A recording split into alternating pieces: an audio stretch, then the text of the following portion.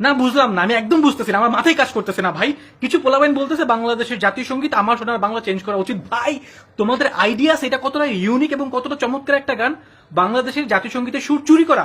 Yes, গগন হরকরা নামক একজন ব্যক্তির আমি কোথায় পাবো তারে আমার মনের মানুষ যারে, এই গানের সুর চুরি করে আমাদের জাতীয় সঙ্গীতে লাগাই দেওয়া হয়েছে। এইরকম ইউনিক জাতীয় সঙ্গীত পুরো পৃথিবীতে আছে, দেখাতে পারবা যে কোনো একটা জাতীয় সঙ্গীতের সুর চুরি করা?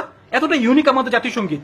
এরপরে এই কবিতাটা রচনা করা হয় বঙ্গভঙ্গ রদ করার জন্য, অর্থাৎ ভারতীয় অর্থাৎ কলকাতার যে দাদারা আছে, যারা জমিদার আছে, তারা যেন অলওয়েজ আমাদেরকে শাসন করতে পারে, শোষণ করতে পারে, আমাদেরকে নির্যাতন করতে পারে, এই জন্য এই কবিতা রচনা করা। ইমেজিন ইমেজিন এমন একটা গান আমাদের দেশে জাতীয় সঙ্গীত, যে গানটা রচনা করা হয়েছিল আমাদেরকে শাসন করার জন্য, আমাদেরকে শোষণ করার জন্য। এর থেকে ইউনিক ব্যাপার আর কি হতে পারে? এছাড়া পৃথিবীতে যত জাতীয় সঙ্গীত রচনা করা হয়েছে প্রত্যেকটা হয়েছে তাদের ইতিহাস, ঐতিহ্য, সংস্কৃতি, তাদের অর্জন, তাদের কষ্ট ইত্যাদি নিয়ে। আমাদের দেশে জাতীয় সঙ্গীত একমাত্র জাতীয় সঙ্গীত যেখানে আমাদের দেশে কিছু বলা নাই ভাই, আমাদের দেশের ইতিহাস, ঐতিহ্য, আমাদের কষ্ট, আমাদের অর্জন